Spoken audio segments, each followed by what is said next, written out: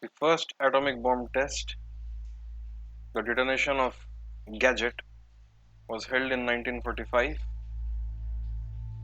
and it marked the beginning of the atomic age. Renowned physicists like von Neumann, Oppenheimer were present at the site, but the analysis of one such observer stood out. How was it possible for Sir G.I. Taylor to find out approximate yield of the atomic bomb as the information was otherwise classified? Laws of nature do not rely on the kinds of units that we use. In fact, this means that the laws must be somehow be expressible in a dimensionless form, in a form that does not require a description to units. Moreover, this also means that the equations that we write, if they are written in dimensional form, must have a homogeneity in units. For example, the Bernoulli equation that we have learned in class 11, P plus half rho v square plus rho gz. Each of the individual terms is dimensionally homogeneous and has a unit of pressure.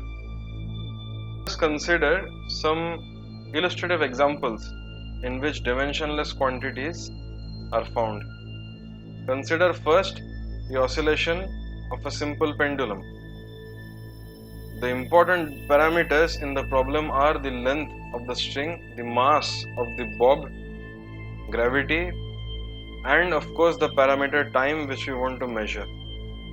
And we know that the time period of oscillation is 2 pi square root of L upon G, which we can rewrite as T upon square root of L upon G equals 2 pi.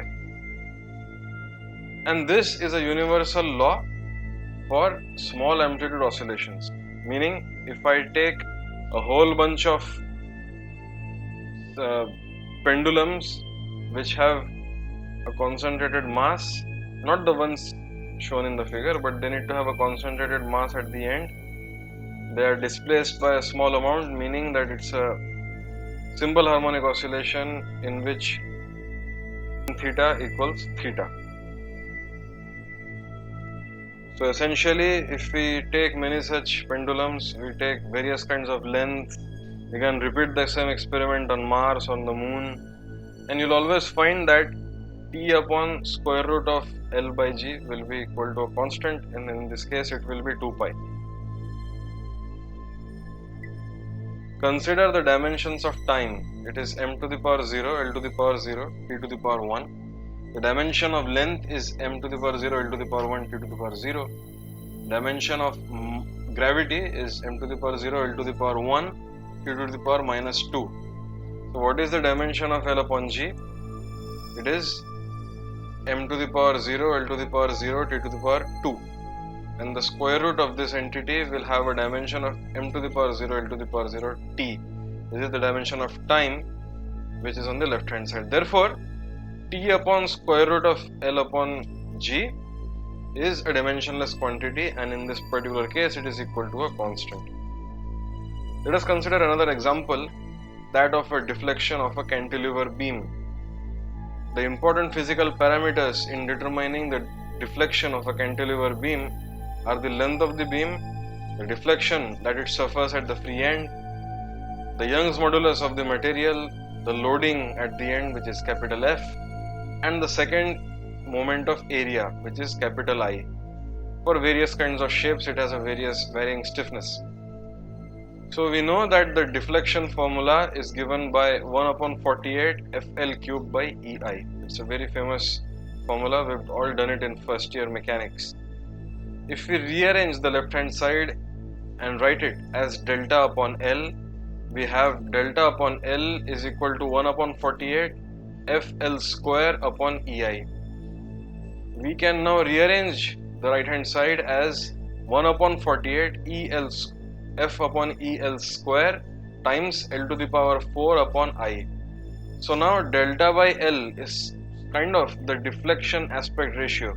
That is the deflection it suffers at the end in the y direction compared to the length of the rod in the x direction, and therefore it is a ratio of two lengths and hence it is dimensionless. The term L to the power 4 upon I, okay, so the second moment of area is integral y square dA, and it has a unit of m to the power 0 L to the power 4 t to the power 0. So I has a unit of L to the power 4, whereas L to the power 4 itself has a unit of L to the power 4, and thus L to the power 4 upon I is also a dimensionless quantity. What about F upon EL square? Now F upon L square has the dimension of stress because it is like a force per unit area. Area has a dimension of L square, whereas the Young's modulus also has a dimension of pressure or the stress, and therefore F upon EL square is also a dimensionless quantity. So thus we are able to relate one dimensionless quantity, which is delta upon L, to a combination of two other dimensionless quantities, first of which is the dimensionless loading, which is F upon EL square, and the second of which is the dimensionless second moment of area.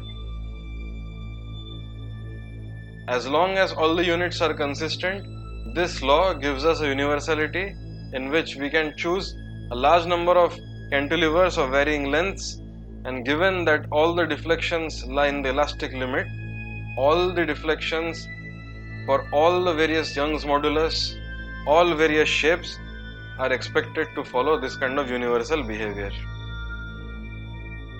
Both the examples that we have seen, it is fairly clear that we can sort of eyeball the problem and get what kind of terms will be involved in forming of the dimensionless solution.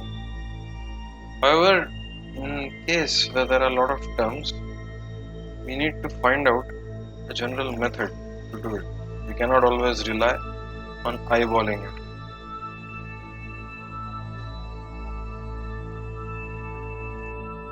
General method was proposed by Buckingham, and the name of the theorem is famously called as the Buckingham pi theorem. In this theorem we have n parameters, and if the rank of the dimensionless matrix is R, we'll look at what these things are. Then the problem has n minus R number of dimensionless groups.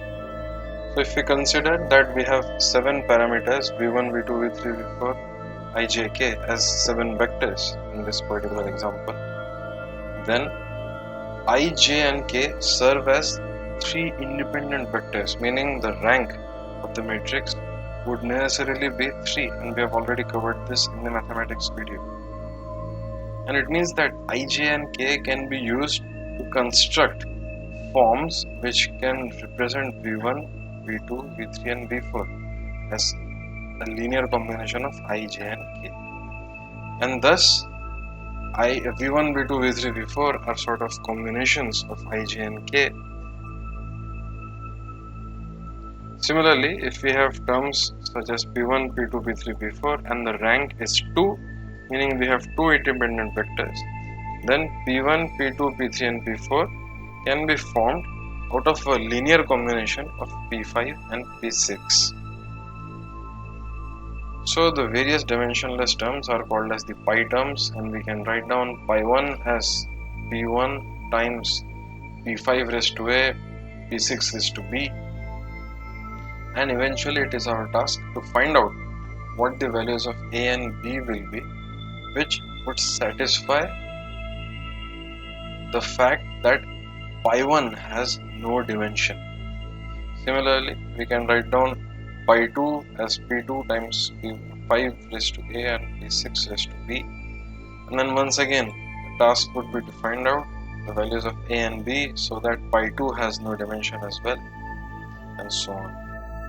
On our earlier discussion of the fact that we have dimensionless parameters appearing in the equation, we should be able to find some kind of relationship between all the dimensionless terms. So in the end, we can sort of construct a relationship between the various pi terms, or effectively we can also express any one pi term in terms of the other pi terms. Typically, the pi term that we express in terms of the other pi terms is the kind of parameter that we really want to find out.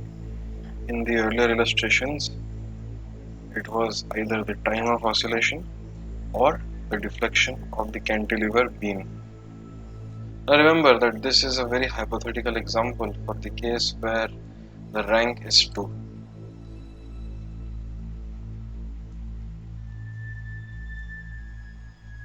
Now we consider the 7 steps to non-dimensionalization. First step is to identify the important parameters and variables in the problem. Let us consider as an example the flow of a viscous fluid through a pipe. The diameter of the pipe is d, the average velocity is capital U, the length of the pipe is delta x, the roughness of the surface of the pipe is denoted by epsilon, and we want to know what is the relationship between the pressure drop and all the various terms. The other two important fluid parameters are fluid density and the fluid viscosity. So it is very important to first assess all the various physical parameters arising in the problem. The second step involves writing down a dimensionless matrix. So we'll list out all the various parameters and variables that we have obtained in the first step in a column-wise manner. In a single row, we write them out. In the columns corresponding to these variables, we write down the exponents of m, l and t. So for example, the exponent of m, l and t for delta x, which is nothing but the length of the pipe, is 0 because it is m to the power 0, 1 because it is l to the power 1, and again 0 because it is t to the power 0. In this way, write down all the exponents of m, l and t.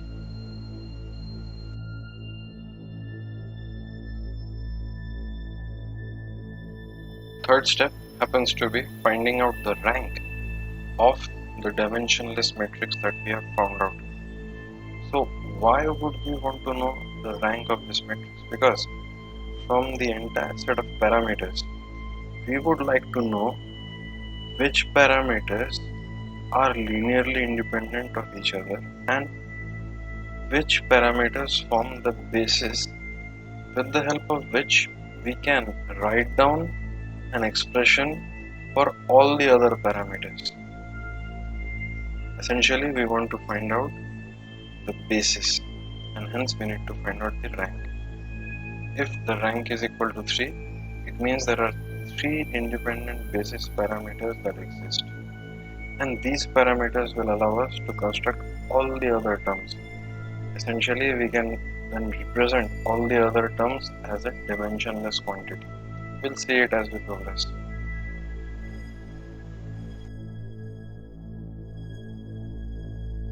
So, what is the rank of this particular matrix? Let us choose the 3 columns as delta x, d, and viscosity. So immediately it is clear that the determinant is equal to 0. But this is not the only 3x3 submatrix that we can find, because after all, finding the rank is finding the largest non-zero submatrix. And this is covered in the video already. So let us now choose the velocity, the density, and the viscosity. The determinant of this particular 3x3 submatrix tends to be -3, and it is non-zero, as a result of which we can conclude rank of the matrix is equal to 3. And from Buckingham pi theorem, we know that if there are n number of terms, and variables, and the rank is equal to 3. So 7 minus 3, which is equal to 4, will be the number of pi terms that we will have. So 4 dimensionless groups. For proceeding, let us choose the velocity, diameter and the density to be the basis vectors.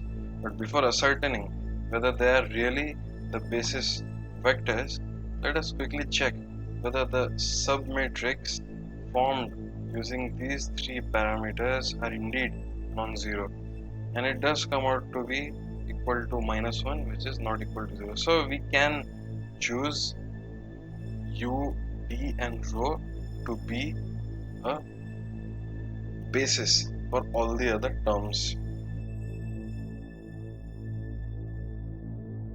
Now comes the important part, finding out the pi terms.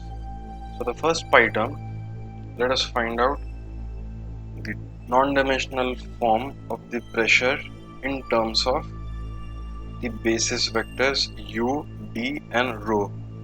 So we have pi 1 is equal to delta p times u raised to a times the diameter raised to b times the density raised to c.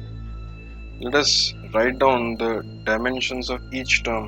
So pressure is m to the power 1, L to the power -1, t to the power -2. The term involving the velocity is m to the power 0, L to the power 1, t to the power -1 whole raised to a. The term involving the diameter is m to the power 0, L to the power 1, t to the power 0 whole raised to b. The term involving density is m to the power 1, L to the power -3, t to the power 0 whole to the power -3. Now let us write down the exponents of m. The exponent of m is 1 plus c. The exponent for length is -1 plus a plus b minus 3c, while that of time is -2 minus a. Now we know that pi 1 by definition is going to be a dimensionless quantity, as a result of which each exponent of m, l and t must be equal to 0, so that in the end we obtain m to the power 0, l to the power 0, t to the power 0. So let us set 1 plus c equals 0, -1 plus a plus b minus 3c equals 0, -2 minus a equals 0, yielding a equal to -2, c equal to -1 and b equal to 0. As a result of which the first pi term is equal to delta p u to the power -2, d to the power 0, rho to the power -1. And thus we have the first pi term as delta p upon rho u square. And we know from Bernoulli equation that yes, pressure does have the same units as rho u square, as a result of which we can express the dimensionless form of pressure as delta p by rho u square. Let us now proceed to find out the other pi terms. So apart from the basis vectors, the next term that we consider is the length of the tube, which is delta x. So we have delta x multiplied by u raised to a, d raised to b and rho raised to c.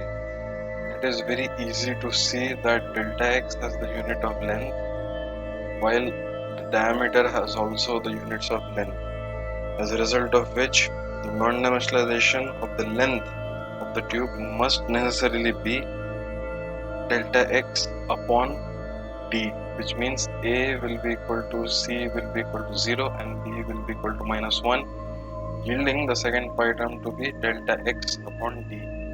Similarly, the third pi term involves the surface roughness of the pipe, which is epsilon, and so the pi 3 will be equal to u raised to a, d raised to b, rho raised to c multiplied by epsilon, by the same arguments as we've made for the length of the tube. The third pi term will also be equal to epsilon upon d. As for the fourth pi term, which is representing viscosity in terms of the basis vector, so pi 4 is equal to mu u to the power a, d to the power b, rho to the power c. Putting in the dimensions of mu, which is m to the power 1, L to the power minus 1, T to the power minus 1, and plugging in the values of the dimensions of velocity, density and rho, exponentiating them to a, b and c respectively, we can then collect all the various exponents of m, l and t and equate each power to 0. We obtain a equal to minus 1, c equal to minus 1 and b equal to minus 3 by solving the system of linear equations formed from setting each coefficient, or rather each exponent of m, l and t to be 0, because by construction, again I am repeating, pi 4 has to be dimensionless. Therefore, the fourth pi term will be equal to mu upon u d rho, which an advanced or an observant user will recognize as the inverse of Reynolds number.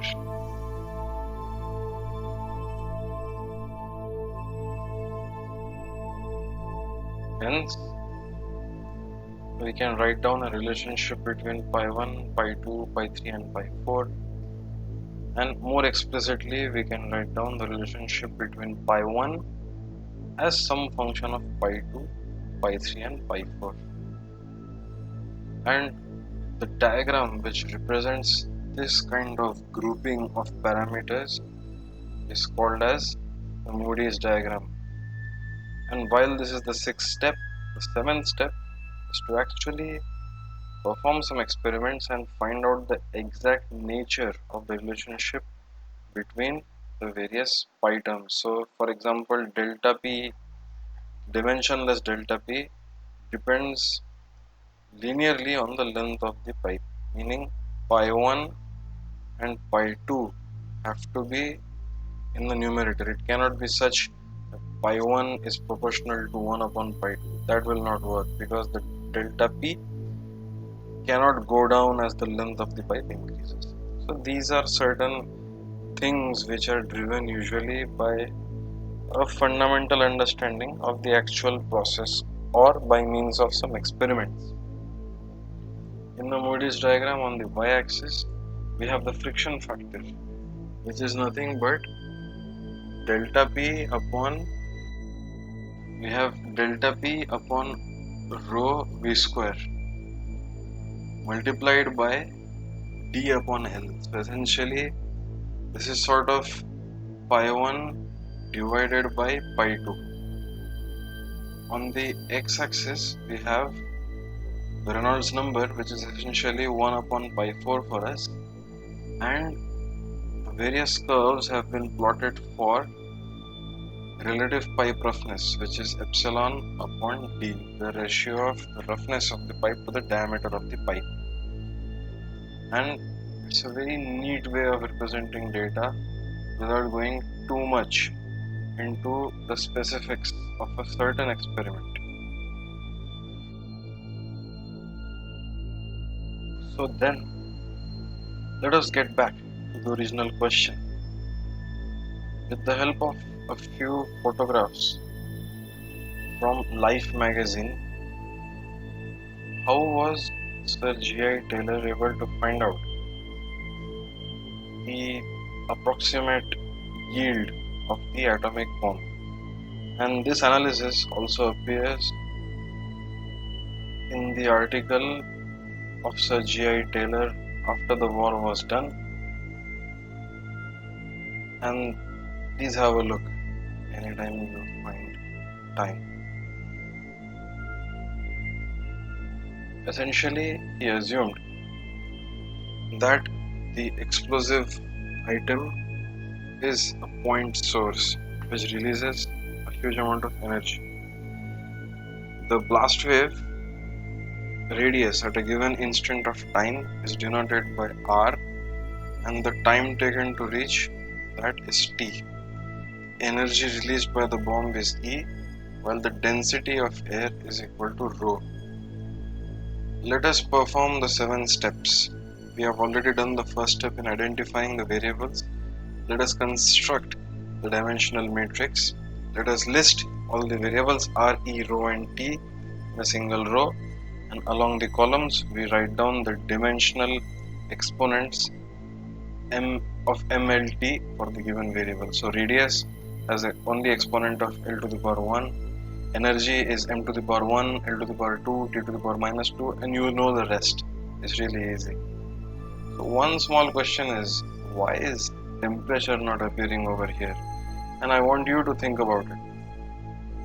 So then let us proceed to find the rank of the matrix. Let us consider R, rho and T as the 3 cross 3 submatrix with the help of which we can find out the determinant. The determinant comes out to be minus 1, and hence the rank is equal to 3. While we have 4 parameters, the rank is equal to 3, meaning there is equal to 4 minus 3 equals 1 pi term in this problem. So let us represent the remaining variable E in terms of R, rho and T. So let the dimensionless parameter pi 1 be equal to E times R to the power A, rho to the power B, T to the power C. Let us write down all the dimensions of E, R, rho and T. Once we have that, let us collect all the exponents of mass, length and time. So we have 1 plus b as the exponent of mass, 2 plus a minus 3b as the exponent of length, and minus 3 plus c as the exponent of time. And because pi 1 should have a dimension which is 0, because it is dimensionless, so m to the power 0, L to the power 0, T to the power 0, let us equate each exponent on the right hand side to be equal to 0. And that yields b equals minus 1, c equals 2, and a equals minus 5.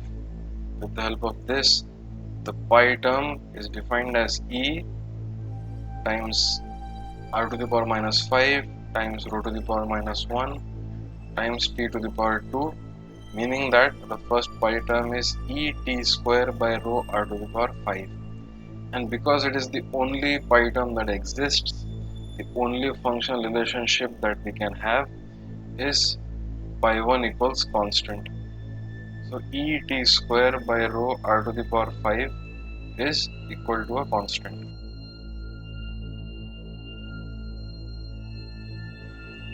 So we expect that if E T to the power 2 upon rho R to the power 5 is indeed a constant, we can take a log of everything, so that on one of the axes we plot 5 by 2 times log R, and on the other axis we plot time. Essentially what we have done is we have taken t as an expression on one side and taken a square root of everything else. So constant multiplied by rho upon e to the power 1/2 is sort of one term, and r to the power 5 by 2 becomes the other term. When we take a log, we have log of time equals log of that constant term plus 5 by 2 times log of radius. It's very simple to do it. Just perform this manipulation on your own. It's a good exercise. And when Taylor plotted this, he obtained a very good fit for all the different frames of photograph that he had chosen, except the point at t to the power t equals 10 to the power minus 4. I want you to find out why at very small time, if you look at the cross for very small value of log t, why that particular point does not lie on the straight line, whereas all the other points are sort of lying on the straight line. So his approach towards this problem, without even solving anything, did yield a good estimate of how the radius of the blast wave progresses in time. With the help of this and some other constants, he was able to find, with the help of this particular slope of the line, the approximate yield of the bomb. It's not as trivial as I have made it sound.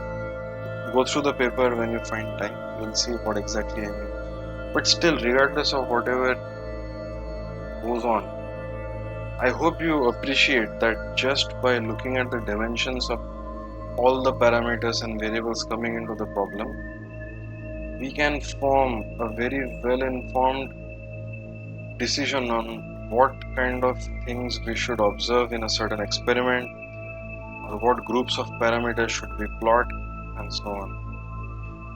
With this, we close this particular session. I thank you very much for watching this video. I'll be back next time with another video. Bye.